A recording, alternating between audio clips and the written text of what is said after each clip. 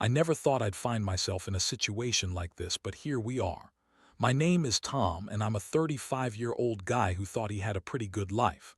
I had a loving wife, Amy, and we were in the process of renovating our dream home. We had been married for 8 years, and if you'd asked me a few months back, I would have said things were great. But then the cracks started to show. It all began with little things. Amy became more distant. She'd spend hours on her phone, and when I'd ask who she was chatting with, she'd glare at me like I was invading her privacy. I shrugged it off at first. I figured she was busy with work or catching up with friends.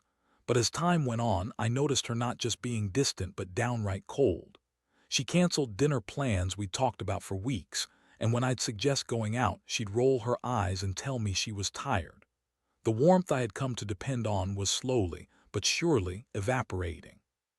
One evening, I came home from work a little earlier than usual. We had plans for a date night, but the house was eerily quiet. I called out for her, but there was no response. I thought maybe she was in the shower or outside, but as I wandered through the house, I began to sense something was off. Her purse was on the kitchen counter, and when I picked it up, I noticed her phone buzzing inside it. Without really thinking, I pulled it out and glanced at the screen. That's when my heart sank. There it was, a string of messages between her and Jake, our house contractor. At first my mind screamed, this can't be happening. I'd known Jake for years, trusted him to help us with our renovations, but the flirty texts, complete with heart emojis and suggestive comments, left no room for doubt. My world came crashing down. I confronted Amy as soon as she walked in the door. The look on her face, shock, then anger, was something I never want to see again. What are you talking about, Tom? She snapped, trying to play innocent. I waved the phone in her direction. This. You think I wouldn't notice? You've been cheating on me with Jake, instead of owning up. She launched into a tirade. You're being ridiculous. He's just a friend. You're so paranoid. You need to trust me more. Her denial cut deeper than any knife could. I felt like an idiot for doubting my instincts, but that's what betrayal does. It twists your perception of reality. As the confrontation escalated, she switched tactics, claiming I hadn't been a good husband. You're too wrapped up in work to pay attention to me. I needed someone who would be there for me. I felt anger boiling within me. How dare she shift the blame onto me? But deep down I was crushed, and reality started to settle in. The emotional impact hit me like a freight train. I went from shock to anger within seconds. I felt sick to my stomach, betrayed by the one person I thought I could trust. The images of our life together, the happy memories, started to twist and turn into a painful montage of lies. I was heartbroken and I felt lost. Crying myself to sleep didn't help. I'd wake up with the same every morning, a heavy heart and a mind racing with thoughts of betrayal and resentment. I felt humiliated, angry, and deeply sad. How could someone I loved so much do this to me? I didn't know how I was going to move forward, but that's when I realized something. I couldn't let this define me. I had to make a decision about where to go from here. I could either dwell in the pain, or I could turn this betrayal into something that would allow me to reclaim my life. I didn't want to wallow in sadness, nor did I want to stay in a relationship tainted by deceit. With that thought in mind, I began to formulate a plan. I understood that this wasn't just about revenge. It was about taking back control. I had to erase every trace of her betrayal from my life. I needed a fresh start. So I decided to remodel our house, not just to make it beautiful again, but to erase every memory of her. The next steps were not going to be easy, but I was resolved. I was ready to reclaim what was mine and create a future without the shadow of deceit hanging over me. As I sat in the stillness of my home, I felt a flicker of hope amidst the pain. I knew I was on the brink of something transformative, and I was determined to see it through. After I confronted Amy about her affair, things between us were tense and uncomfortable. She tried to act as if nothing had happened, going about her daily routines like a master of deception, but I could see through her facade. Every smile felt forced, and every meal we shared felt like a chore. I couldn't shake the feeling that I was living with a stranger, someone who had betrayed me in the most intimate way possible. I spent a lot of time thinking about what I wanted from all of this. I realized that I didn't want to engage in a blame game, and I didn't want to waste my energy fighting for something that was already broken. I needed clarity, so I took some time away from the house to think.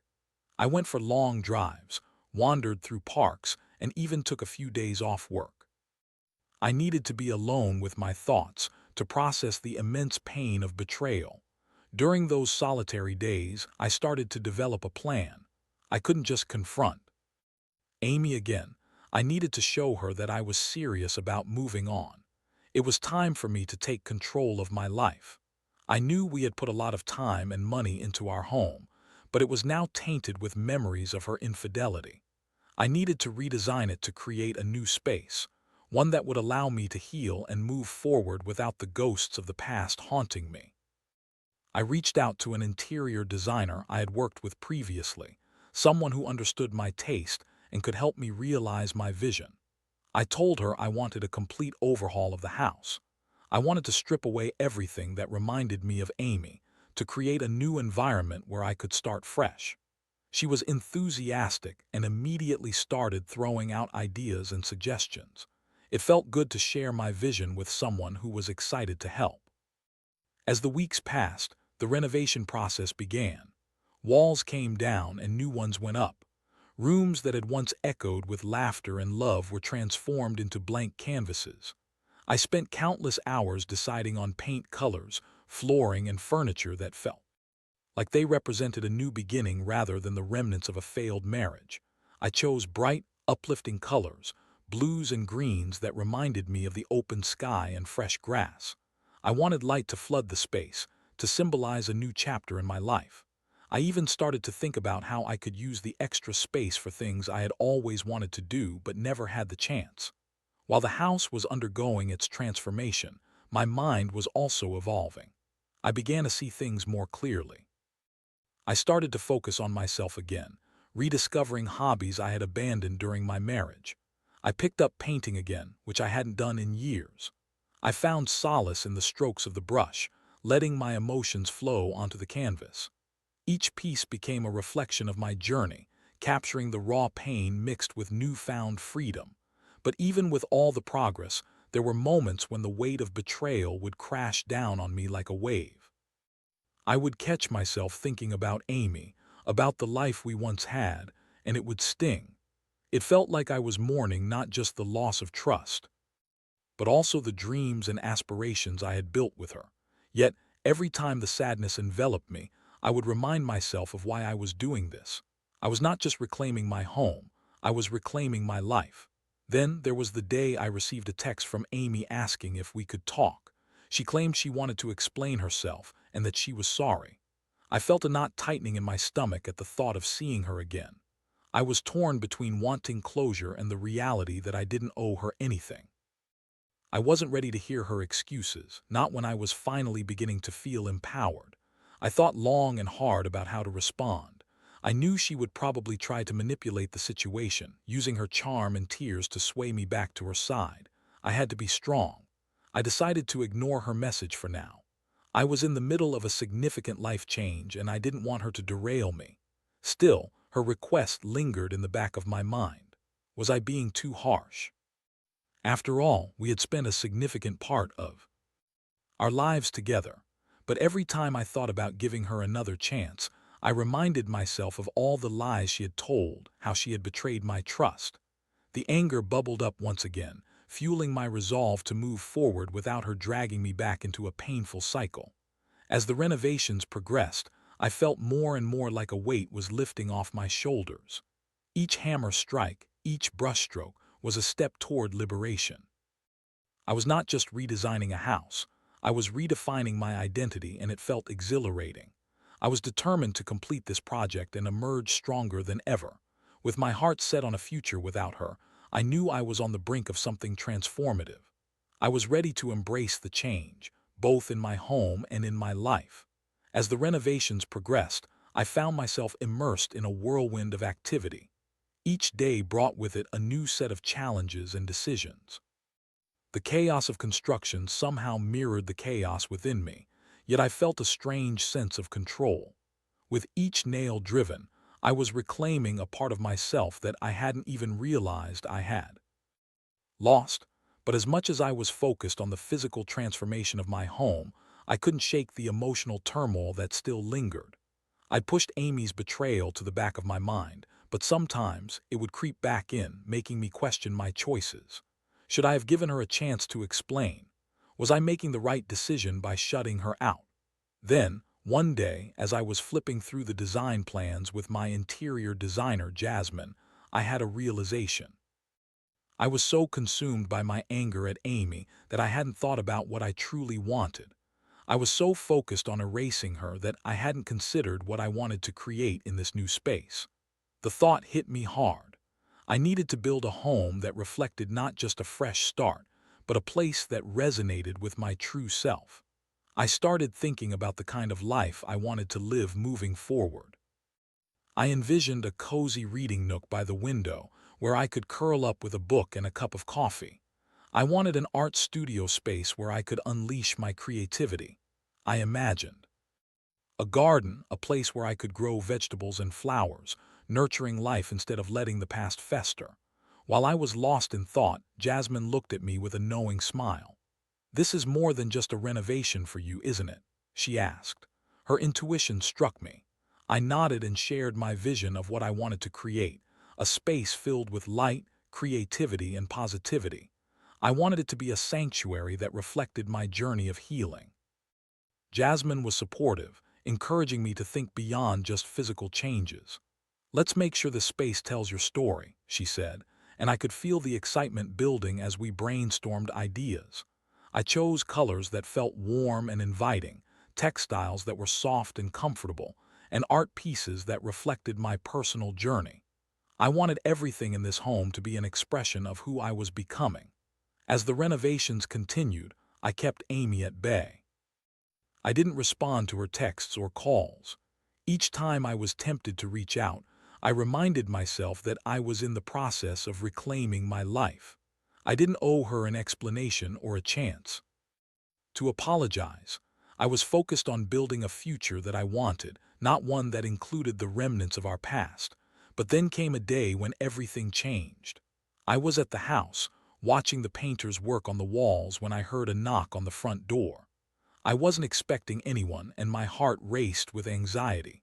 My first instinct was to ignore it, but curiosity got the better of me. I walked towards the door, and when I opened it, there she was, Amy, standing on my doorstep with tear-filled eyes. "Tom, can we please talk?"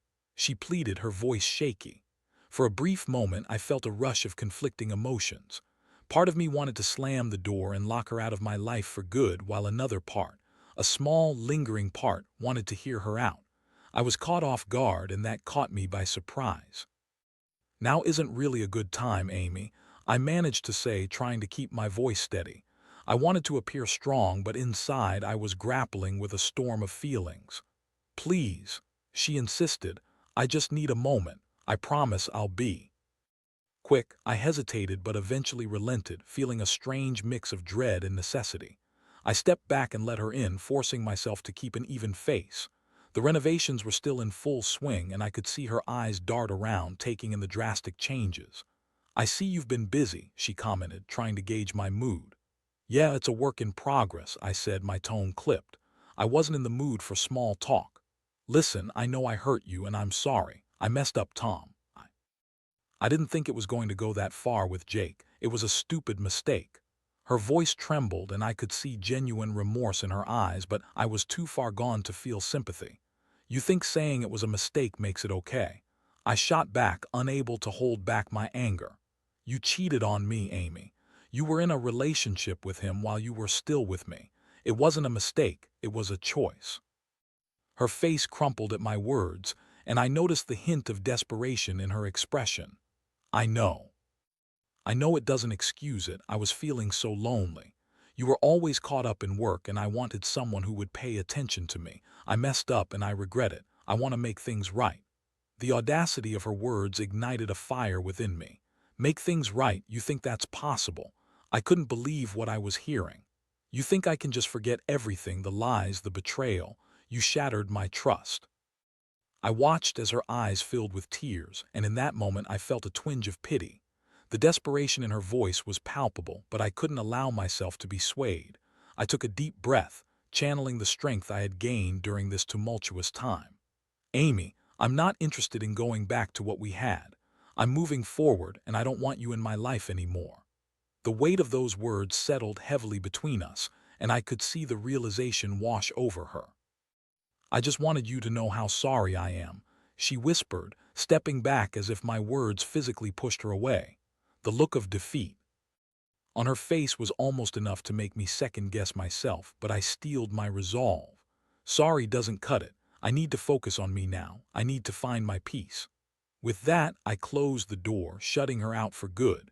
It felt like a weight had been lifted off my shoulders, but it also brought a wave of sadness. I had loved her once, and now she felt like a ghost of my past. But as I turned back into the house, I reminded myself of my purpose. I was transforming my life, and I wasn't going to let her pull me back into the shadows. The future was bright, and I was determined to embrace it. After shutting the door on Amy, a strange mix of relief and sorrow washed over me. I felt a sense of finality, as if a significant chapter in my life had concluded. Yet, I also recognized that the emotional fallout from that confrontation would require time to process. I took a deep breath, letting the fresh air fill my lungs, and I reminded myself why I was fighting so hard to move forward. In the days that followed, I threw myself even deeper into the renovation work. The physical labor became a therapeutic outlet, allowing me to channel my anger and sadness into something constructive. I spent hours painting walls, arranging furniture, and meticulously planning the garden layout. Each task felt like a small victory, a step closer to reclaiming my space and my life. Jasmine, my interior designer, was an invaluable ally during this time. She would frequently check in, offering encouragement and support. "You're doing an amazing job, Tom," she said one afternoon as we stood in the newly painted living room, the walls now a calming shade of ocean blue. "This is going to be a beautiful home." Her enthusiasm was contagious, motivating me to push through the emotional turmoil. I decided to dedicate a section of the house as my creative studio. I had always loved painting but had set it aside during my marriage, thinking there would be more time later. Now, it felt like the perfect way to reconnect with myself. I stocked the room with canvases, brushes, and vibrant paints in every color imaginable. I wanted it to be a sanctuary where I could express my feelings without judgment. One evening, after a long day of painting, I settled into my new studio with a glass of wine and a blank canvas. The silence enveloped me, and I felt both liberated and vulnerable. I picked up my brush and allowed my emotions to pour out onto the canvas. I painted swirling blues and yellows, mixing them together in a frenzy of color. It felt cathartic, like I was releasing pent-up energy. I stayed up late, lost in the process, not stopping until I had completed my first piece, a chaotic explosion of color that mirrored my emotional journey. The next morning, I stood back to admire my work. It was raw, powerful, and undeniably reflective of the chaos I had experienced. I felt a sense of accomplishment that I hadn't felt in a long time. This was more than just a painting. It was a declaration of my resilience. As weeks turned into months, the renovations continued, and I was gradually transforming not just my home, but my identity. I made a conscious effort to surround myself with supportive friends. I reached out to a few college buddies I hadn't seen in years and invited them over for a small gathering. It felt good to reconnect and share laughs without the weight of betrayal hanging over me. The night of the gathering was filled with laughter and camaraderie. As we reminisced about old times, I realized how much I had missed that connection. I was reminded that there was life beyond the pain, a world filled with friendships, adventures, and possibilities. My friends encouraged me to get out more and try new things. They suggested joining a local art class or even taking up a new hobby entirely. I decided to take their advice and signed up for a pottery class. The idea of shaping clay with my hands was exciting and therapeutic. As I sat at the wheel for the first time, I felt a rush of anticipation. The instructor guided us through the basics, and as I shaped the clay, I thought about how I was molding my life, too, turning something formless into something beautiful. Each week, I attended the class, meeting new people and engaging in something that sparked joy within me. Pottery became another form of expression, a complement to my painting. I was discovering new sides of myself, letting go of the past and focusing on what I wanted for my future. Despite the progress I was making, there were still moments when thoughts of Amy invaded my mind. I found myself reflecting on the good times we had shared, the laughter, and the dreams we once built together. But those memories no longer felt like chains holding me back. Instead, they became reminders of how far I'd come, how I had grown stronger, and that I was ready to embrace a life without her. One Sunday afternoon, I was in my studio working on a new painting that depicted a sunrise, a symbol of new beginnings. My phone buzzed with a text message from Amy. I stared at the screen, feeling my heart race. I hadn't heard from her since our confrontation. The message was brief but heavy. "Can we talk? I need to explain things." For a moment, I hesitated. I felt the emotional weight of her request. Part of me wanted to respond, to seek closure, while another part wanted to leave the door firmly shut. I reminded myself of all the progress I had made, and how I was no longer the man who would allow himself to be pulled back into a web of deceit. I took a deep breath and decided to respond, but I chose my words carefully. "I appreciate you reaching out, but I need space right now. I'm focusing on myself and my future." With that, I put my phone down and returned to my painting, letting the brush carry me away. I wanted to embrace this new chapter in my life without the weight of the past holding me back. The colors flowed freely, and I lost myself in the art, feeling a sense of freedom that I hadn't felt in a long time. As the days turned into weeks, I kept pouring my heart into my art and my home. The renovation was nearing completion, and I could see my vision coming to life. The house had transformed into a vibrant reflection of who I was becoming, a testament to my resilience and a celebration of my new beginning. I felt empowered, ready to face whatever the future held, and determined to live a life filled with authenticity and joy. Each brush stroke, each pottery piece, and each moment spent in my new space was a step closer to the life I had always wanted, one that was built on trust, love, and self-discovery. As the renovation project neared completion, I found myself reflecting on how far I had come since the day I confronted Amy. The house was no longer just a structure filled with echoes of betrayal. It had become a sanctuary, a place that resonated with my newfound strength and creativity. The final touches were being applied, and Jasmine had done an incredible job bringing my vision to life. The bright colors and open spaces filled me with a sense of joy every time I stepped into a room. My creative studio was finally set up exactly how I had envisioned it, an inspiring space filled with canvases, pottery, and light. It was a place where I could truly express myself without fear or judgment. I remember the day I stood in the middle of my newly transformed living room, admiring how the sunlight streamed through the large windows, illuminating every corner. It struck me that I had not just remodeled a house, I had rebuilt my life. Each piece of furniture, every color choice symbolized my journey toward healing and self-acceptance. With the renovations complete, I decided to host a housewarming gathering for my friends and family. I wanted to share this new chapter of my life with the people who had supported me through the upheaval. I sent out invitations, eager to show them the transformation.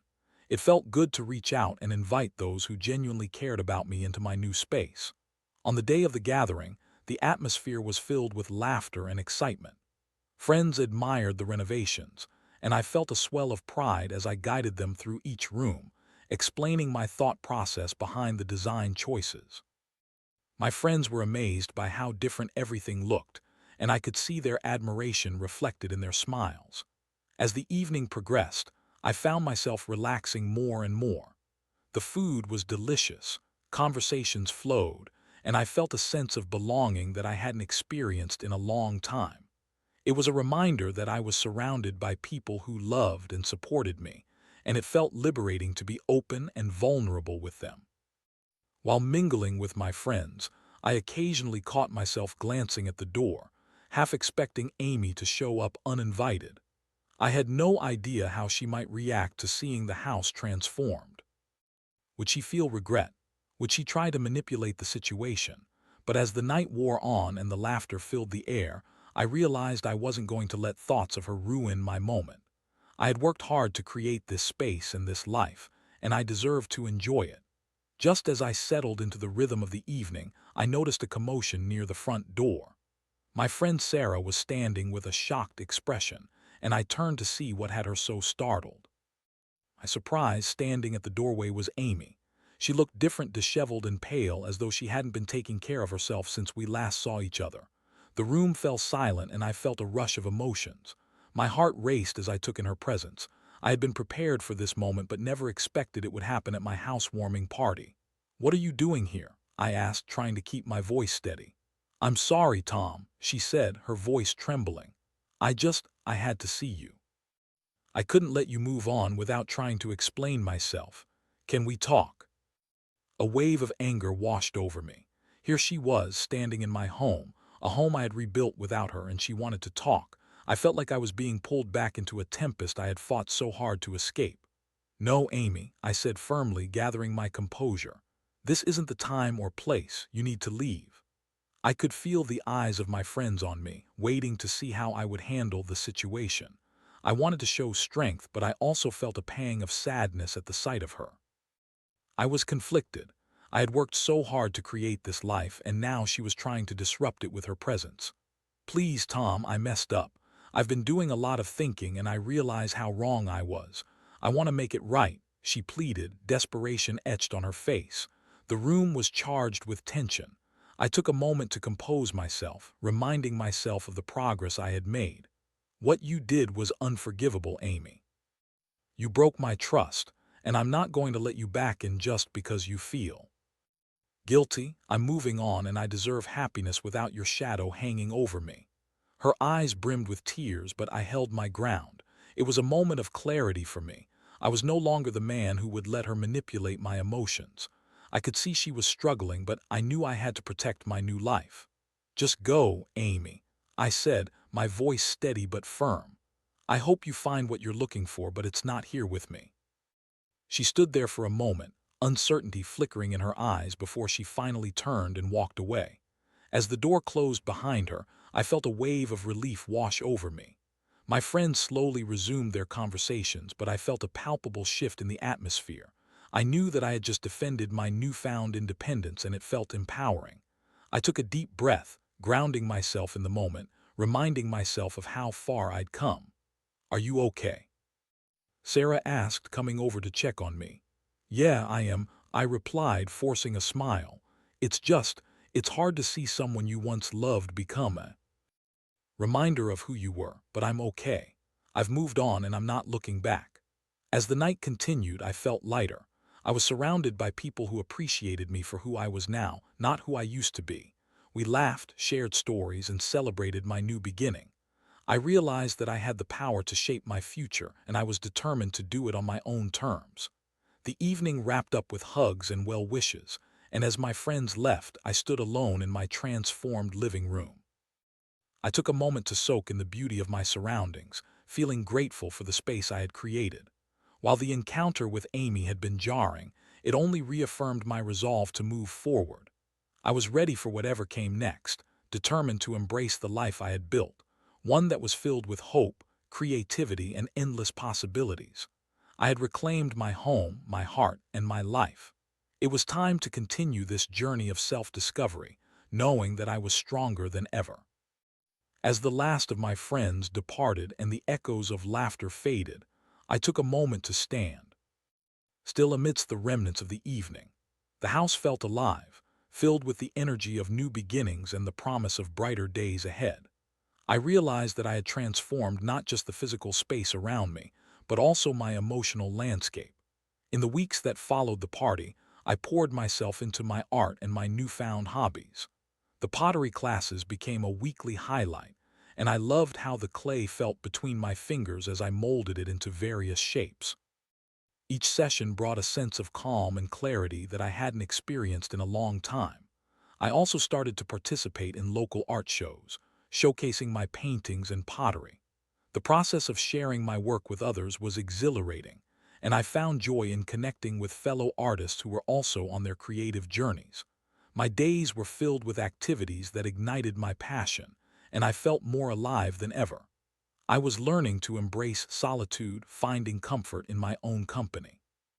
I spent weekends exploring nearby parks, sketching landscapes, and immersing myself in nature. I discovered a hidden talent for photography, capturing moments that resonated with my experiences.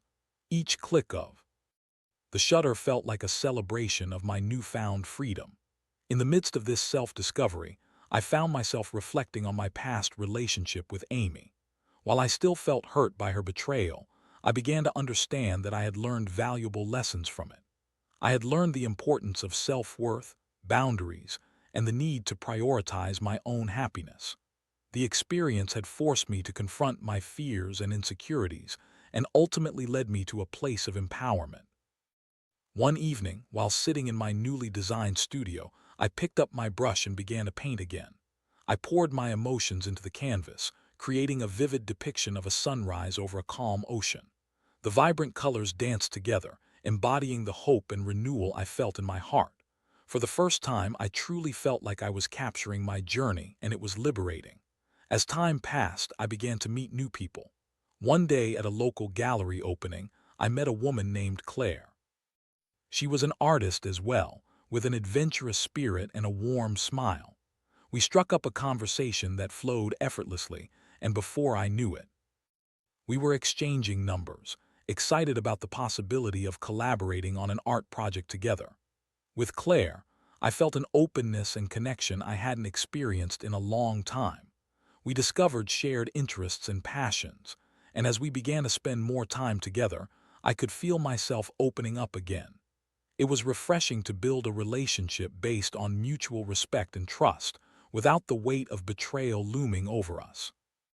I shared my journey with her, and to my surprise, she was incredibly supportive and understanding. She encouraged me to pursue my dreams further and even suggested that we explore showcasing our art together. With her support, I felt inspired to take bolder steps, applying for larger exhibitions and sharing my story through my art. Months passed, and as I stood in front of a gallery filled with my work, my journey laid out for everyone to see, I felt an overwhelming sense of accomplishment. The pain of my past had been transformed into a source of strength. Each brushstroke told a story of resilience and growth, and I couldn't help but feel proud of how far I'd come. As I mingled with fellow artists and patrons, I reflected on the twists and turns of my journey. I thought about the moments of darkness, the pain of betrayal, and the strength it took to rise again. I realized that my experience with Amy had shaped me into the person I was today, stronger, wiser, and ready to embrace life with open arms. With Claire by my side, I felt hopeful about the future. We talked about our dreams, our aspirations, and the adventures we wanted to embark on together.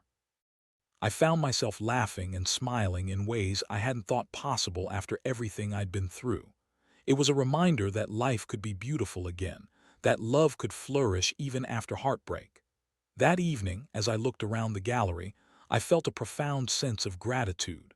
I was grateful for my art, for the friends who had supported me, and for the lessons I had learned. I was grateful for the journey of self-discovery that had led me to this moment. As the night came to an end and I gathered my things, I took one last look at my artwork. I couldn't help but smile, knowing that I had turned a painful chapter into something beautiful. I walked out into the cool night air, ready to embrace whatever the future held.